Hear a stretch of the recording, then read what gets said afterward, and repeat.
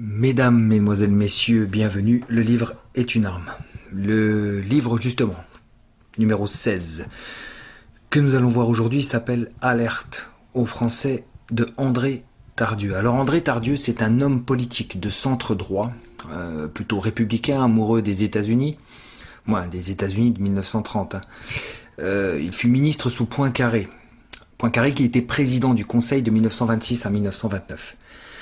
Alors un homme politique français qui écrirait ça aujourd'hui, c'est absolument impensable. Pourquoi ? Parce que, premièrement, il n'en aurait pas la capacité intellectuelle, ni même le recul, ni même le regard. Ils n'ont pas la même formation, d'accord, ni même la culture politique qui puisse permettre à un homme du sérail politique d'aujourd'hui de produire une telle œuvre. Deuxièmement, l'homme politique français actuel n'aurait aucune envie de le faire, car il n'aurait aucune envie de faire progresser la France. Il n'aurait pas le sentiment France ou l'amour France en lui. C'est d'ailleurs donc ce qui rend le livre intéressant. Un homme politique honnête qui use de son expérience, du fait d'avoir plongé les mains dans le cambouis pour faire clignoter le bouton danger. Nous voilà débarrassés du superflu, on va pouvoir aborder l'essentiel. Alors André Tardieu commence par nous affirmer que le peuple français n'est pas souverain. La preuve, c'est que les 3/4 des habitants n'ont pas le droit de vote en 1936, principalement les femmes et les mineurs, nous y reviendrons. À ces personnes s'ajoutent les abstentionnistes, qui sont non comptabilisés et qui correspondent à un taux compris entre 16 et 31% entre 1871 et 1936.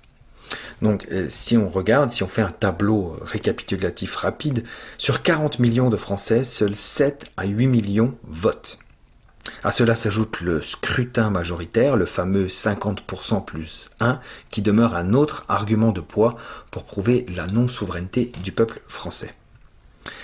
Aussi, les consultations populaires en France sont systématiquement rejetées, ce que nous appellerions aujourd'hui les référendums, avec pour preuve en 1905, lors de la séparation de l'Église et de l'État, une loi dont nous allons reparler, à ce moment-là, tout fut imposé au peuple français, sans qu'il soit possible d'y opposer quoi que ce soit.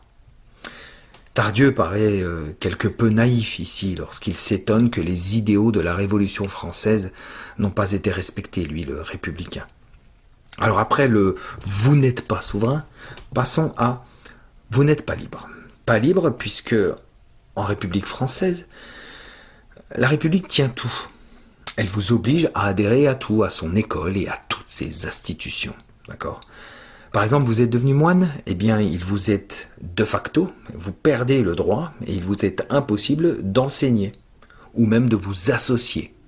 Ok ? Vous allez me dire, c'est normal, puisque, bon, en étant moine, vous êtes catholique, donc vous risquez de distiller votre idéologie, d'accord ? Mais moi, je vous répondrai que en 2020, pensez à tous les professeurs qui arpentent nos écoles. Ce sont tous des gauchistes revendiqués. Ils le disent, ils l'affirment, ils le montrent, ils le prouvent. Pourtant, personne ne le leur reproche. Autre exemple, si vous êtes ouvrier, vous êtes obligé de vous soumettre ou de vous en remettre aux diktats des syndicats. Aussi, un autre exemple, à l'époque, Tardieu soulignait déjà les libertés de contrat non garanties. D'accord ? On a un exemple aujourd'hui de cette dérive absolument démente. C'est le fait que quand on voit les propriétaires de nos jours qui doivent abdiquer devant des squatteurs qui sont dans leur appartement et que l'on ne peut faire partir ou autres mauvais payeurs, par exemple. Tardieu dit, nous avons une liberté surveillée. Un joli bout de phrase. Passons à l'égalité. Il n'existe pas d'égalité garantie non plus, puisque l'État décide de dissoudre les associations qui le gênent, comme ce fut le cas avec les jeunesses patriotes, et il finance celles qui l'intéressent ou celles qu'il veut promouvoir ou qui restent dans le sillon de son idéologie. En 1936, l'auteur se plaint déjà de la soumission obligatoire à laquelle vous devez faire face si vous désirez monter en hiérarchie, par exemple chez les officiers. Souvenez-vous de l'affaire des fiches. d'accord, imposé par la franc-maçonnerie républicaine. Il n'y a donc pas d'égalité devant l'emploi, et il n'y en a pas non plus devant la justice, dépendamment des considérations politiques auxquelles vous devez faire face. Il n'y a pas d'égalité fiscale non plus. Mais selon l'auteur, la pire des inégalités à l'époque demeure l'inégalité militaire. Et oui, combien de jeunes hommes issus de familles modestes catholiques sont morts dans les tranchées de la Première Guerre mondiale. Plus personne, déjà dans les années 30, plus personne ne croit en l'égalité dans ce pays. La preuve, tout marche par recommandation. Et oui, si votre esprit a imprimé que vous ne pouvez réussir que par recommandation d'un ami ou du cousin d'une cousine, eh bien c'est que vous ne croyez plus en égalité. Vous savez que le fruit de votre travail ne sera pas payant et que vous avez besoin d'un coup de pouce supplémentaire, autre. Petite parenthèse très importante. Si tout marche dans un pays, comme la République, si tout marche par recommandation, qu'est-ce qui va arriver ? Eh bien, ce qui va arriver, c'est qu'on va favoriser ceux qui sont au pouvoir, ceux qui sont décisionnaires. Ils vont favoriser les personnes issues de leur famille. Ok, après ça va s'étendre. Ils vont peut-être favoriser les personnes issues de leur classe sociale, de leur niveau social, ou alors de leur ville d'origine, peu importe. Ou alors, de leur tribu. Suivez mon regard. Continuons. Monsieur Tardieu se montre, et on s'en serait douté, plus que sceptique face à la démocratie représentative. Les électeurs votent comme on leur dit. C'est très connu, tout ça. Et les collusions entre le corps électoral et les puissances d'argent sont, dirons-nous, génétiques. Ajoutons à cela que les députés ne représentent pas les électeurs. Le suffrage universel, ce n'est pas le peuple. Par exemple, la loi de 1905, nous l'avons vu, celle de la séparation des églises et de l'État, elle fut votée par une pseudo-majorité ne représentant que 2,6 millions d'électeurs sur les 40 millions. Alors quand avec le recul de 115 ans, on en voit aujourd'hui les conséquences funestes, il y a de quoi se taper la tête. La loi n'est donc pas l'expression de la volonté générale, mettez-vous bien ça en tête. La loi en France, c'est la République. Et ses fonctionnaires, ses exécutants qui demeurent bien souvent inattaquables, avec la magistrature en premier lieu.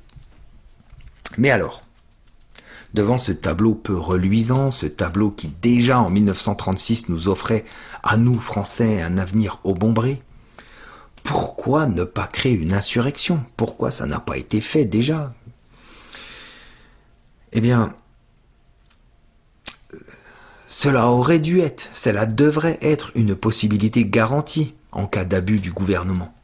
Mais c'est impossible, car la République française, comme le dit Bebel, non pas l'acteur, comme le dit Bebel, le socialiste allemand, c'est le pays qui fit couler le plus de sang de ses propres ouvriers. D'accord ? C'est une phrase très importante. La République française est le pays qui fit couler le plus de sang de ses propres ouvriers. Pensez à cela lorsque nous allons faire la troisième partie.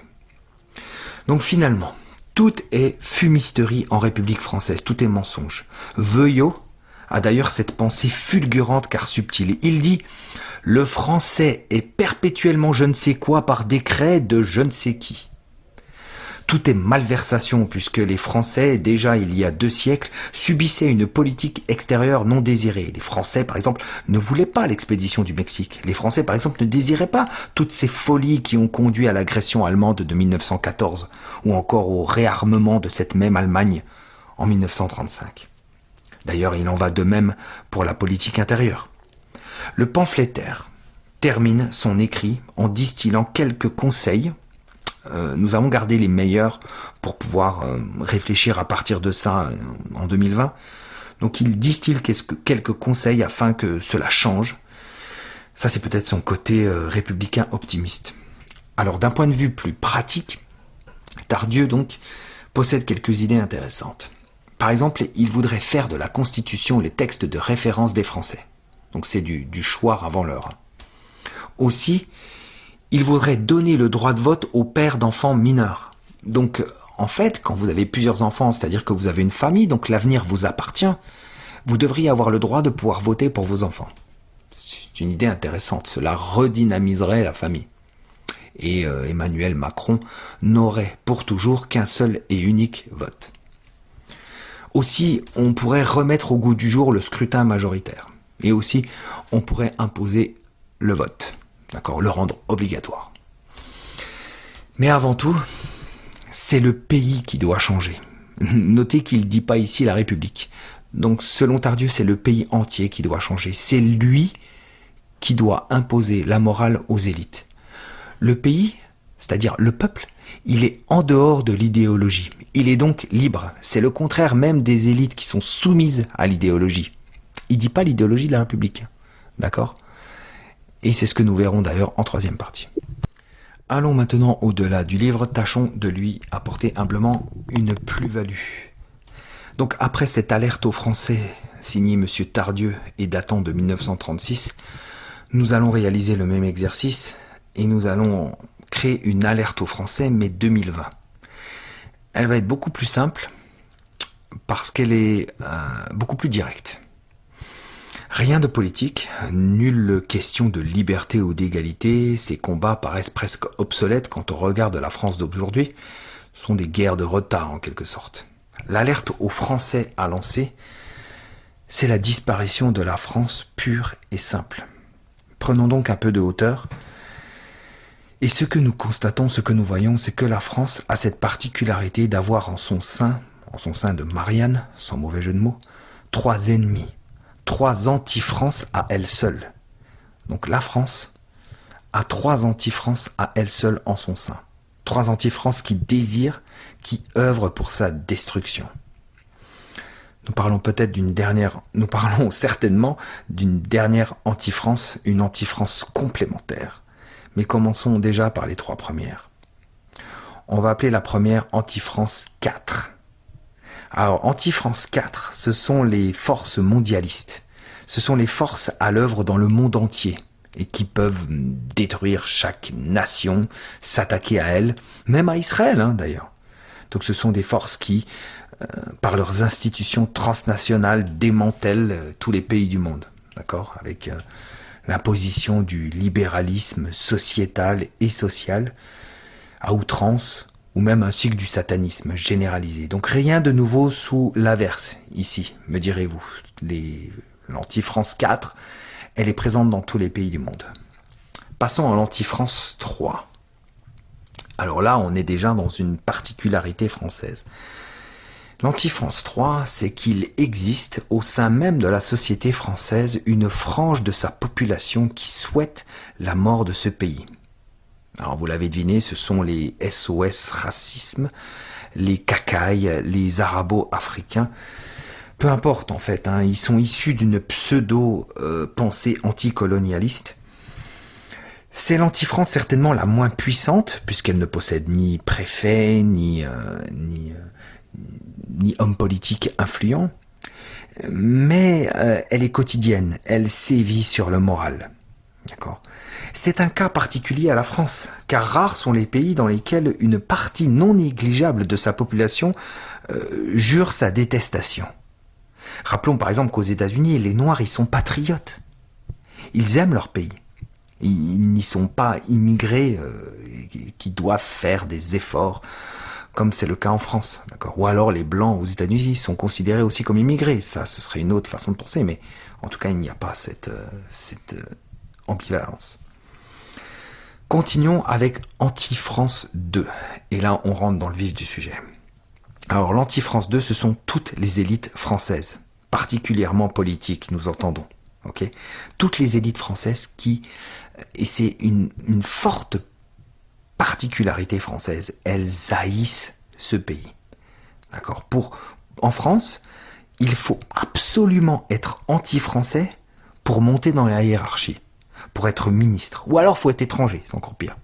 Donc, en France, les hommes politiques insultent les Français et ça passe. Pensons à Sarkozy et sa phrase sur le sang des Français. Ou à Macron, évidemment, qui a eu plusieurs déclarations nocives. Même Hollande, d'accord ? Et tant d'autres avant, je pense au dernier. Dans quel pays est-ce possible ?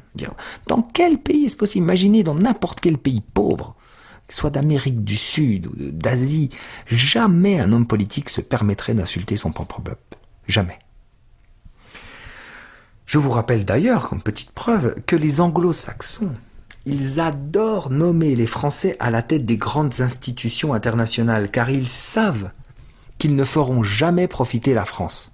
Par exemple, Lagarde, Trichet ou Lamy. Vous allez me dire, ok, ouais, le livre est une arme, c'est bon, vous nous apprenez rien. Ailleurs dans le monde, les élites aussi, elles sont tenues. C'est vrai. C'est vrai. Dans pratiquement tous les pays du monde, les élites de ces pays politiques sont tenues. C'est d'ailleurs à ça que servent les réseaux du type Einstein. Ça permet de s'assurer la soumission des élites des nations du monde. Seulement en France, il y a des particularités. C'est bien pire. Parce que les élites françaises ne représentent en rien la pensée traditionnelle française. Elles sont toutes intrinsèquement anti-françaises de par leur tournure d'esprit, souvent soumises aux protestants anglo-saxons, ou une tournure d'esprit juif talmudiste. Absolument aucun homme politique patriote français n'émerge. Aucun. Imaginons qu'une divine insurrection populaire venait à naître sous peu. Eh bien, nous ne pourrions pas nous appuyer sur une quelconque personnalité politique présente. Dans les autres pays du monde, même si les hommes politiques sont tenus, ils aiment leur pays quand même. Alors, je pense à l'Italie, je pense à un gars comme Boris Johnson, même s'il est tenu par les pharmaceutiques GSK, on le sait. C'est des hommes qui aiment leur pays. Et que s'il y a un changement des élites, s'il y a un changement de tournure d'esprit des élites, ils serviront leur pays. Ce n'est pas le cas de la France. C'est-à-dire qu'il n'y a rien à espérer d'un éventuel retournement de veste de nos hommes politiques. C'est notre avis, nous pouvons nous tromper. Donc ce panorama réaliste établi, des constatations s'imposent. Les trois anti-France dont nous venons de parler, anti-France 4, anti-France 3 et anti-France 2, elles suivent un seul et même but, elles ont un seul et même ennemi, c'est le peuple français. C'est d'ailleurs ainsi qu'il faut assimiler le laxisme envers les cacailles qui tuent, qui écrasent, qui agressent, qui nuisent. Combien d'incidents, combien d'actes criminels nous avons vus cet été, perpétrés par des racailles Et cela a choqué les Français. Mais c'est logique, anti-France 2 protège anti-France 3. L'anti-France 2 ne tire pas sur l'anti-France 3, car elle en a besoin. C'est ainsi que vous devez comprendre le fait que la police française n'est pas violente envers les racailles. Parce que ils ont le même ennemi, c'est le peuple de France. Maintenant, je devine déjà vos réactions et vos réflexions. Vous allez me dire, ok, la première, c'est de me dire, d'accord, mais les gauchistes alors ? Vous avez oublié les gauchistes, ils sont dans quelle anti-France ? Eh bien, les gauchistes, ils sont dans les trois anti-France. Ils sont dans les trois anti-France, à la fois ils sont mondialistes, donc ils sont dans l'anti-France 4, avec leurs revendications sociétales et leurs théories du genre, etc. Ils sont africano-gauchistes, on va dire, donc ils sont dans l'anti-France 3. Et ils sont libéraux-libertaires, ils sont dans anti-France 2, dans l'idéologie dominante. Les gauchistes, ce ne sont que des petites mains, c'est des puceaux du réel que les trois anti-France utilisent. D'accord ? Être gauchiste, ce n'est pas une idéologie en soi, c'est une posture. Être gauchiste, c'est de la communication. C'est une image que l'on souhaite donner à autrui. Donc ce n'est pas une force idéologique en soi. Cependant, le pire est à venir dans notre réflexion. Parce que vous me direz, ok, après les gauchistes, d'accord. Mais le livre est une arme, vous oubliez peut-être les plus fervents destructeurs de la France. D'accord ? Et les plus fervents destructeurs de la France, ce sont les Juifs, non ? Eh bien non, les Juifs ne souhaitent pas la destruction de cette France contemporaine. C'est bien ça le drame. Car ce que nous appelons anti-France 1, vous avez compris que nous avions commencé par la 4, ce que nous appelons anti-France 1, c'est la plus puissante des anti-France, celle qui a d'ores et déjà triomphé, c'est la République. La République, c'est l'anti-France ultime, c'est une contre-France. C'est une création réalisée dans la rupture. Une rupture avec la pensée catholique, une rupture judéo-protestante donc. Il y eut 4 ruptures majeures qui entamèrent la destruction de la France et séparèrent l'ancienne France de la République. La première rupture est la plus importante car elle est d'actualité et nous allons prendre un tout petit peu plus de temps pour l'expliquer. La première, c'est la laïcité. Alors c'est très important de comprendre ça si on veut rebondir, si on veut changer. Le but de la laïcité, c'est l'affaiblissement de la religion traditionnelle d'un endroit donné. D'accord ? Je le répète, le but de la laïcité, c'est l'affaiblissement de la religion traditionnelle d'un endroit donné. La laïcité vise donc à promouvoir les autres religions pour annihiler la principale, l'historique. En fait, il faut comprendre ici la religion catholique. Remarquez-vous qu'il n'y a nulle idée de laïcité chez les pays anglo-saxons protestants. Ces temps-ci, puisque nous parlons de laïcité, ces temps-ci si pestilentiels d'ailleurs, nous lisons, nous entendons tous ces Français se plaindre de l'islam et on voit de la rage qui sort des Français. On peut le comprendre. Et ils clament cette rage au nom de la laïcité, mal appris qu'ils sont. Seulement, c'est là le plus important, et c'est ce qui explique cette vidéo, c'est que la laïcité permet, elle promeut l'islam. La laïcité promeut l'islam. La laïcité ne s'oppose pas à l'islam, elle permet l'islam, tout comme elle permet le judaïsme. Vous avez déjà entendu un juif ou un musulman français se plaindre de la laïcité en France ? Mais évidemment que non, puisque ça le sert en France. D'accord ? Les financements de mosquées, l'abattage rituel garanti par la loi.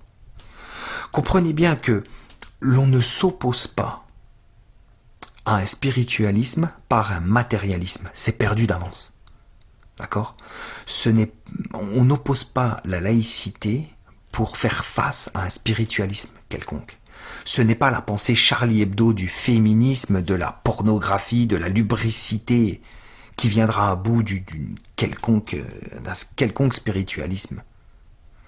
Donc Français, si vous désirez vous opposer à l'islam, grand bien vous fasse, mais va falloir retrouver vos racines et redevenir spirituel. Terminons, puisque nous avions parlé de 4 ruptures, terminons avec les trois dernières de manière plus succincte. Alors terminons avec les 3 ruptures qui ont achevé ex-France, ex-nihilo, pour promouvoir République. La deuxième rupture, c'est la méthode cartésienne, ou le scientisme, si l'on désire aller plus loin, ou même le transhumanisme, si l'on désire lire dans l'avenir. C'est quoi ? C'est cette volonté de rompre avec le sacré, qu'il soit religieux ou qu'il soit royal, par la mise en avant des mathématiques. Cela a donné la démocratie à travers l'homme moyen. Nous vous référons à notre vidéo 3, qui est importante, numéro 3. Cela donnera ce que l'on appelle l'homme-machine modulable, donc le transhumanisme. La troisième rupture qu'il y a eu entre la France d'antan, la vraie France, et la République. Cette troisième rupture, c'est une nouvelle conception de l'homme. L'homme n'est plus une créature de Dieu, mais c'est un être soumis à ses petits intérêts égoïstes. C'est ce que l'on appelle l'humanisme. L'homme est au centre de la société, d'accord ? Et c'est ce qui a donné les libertés, puisque on doit donner des libertés à l'homme, puisqu'il ne fait que les demander. Et la dernière rupture avec le monde ancien, c'est la conception individualiste de la société ou de la politique. Donc, selon cette perspective naturaliste, l'homme n'est qu'une construction. Voilà. Donc la République a donné des coups de chausson à la France. Cette dernière n'existe plus. Pas si sûr. Car il en reste des relents, des fragments salutaires et salvateurs insoupçonnés. Les gilets jaunes en étaient les porteurs, sans le savoir certainement. Regardez d'ailleurs comment Anti-France 2 les a traités. La France est à vous, braves gens. Cherchez-la. Assumez-la. D'accord ? Elle est en vous. Redevenez français, lisez français, mangez français, habillez-vous français, et vous penserez français. Être français, c'est s'élever, c'est s'extirper. Que jamais ne sorte de France la gloire qui s'y est arrêtée.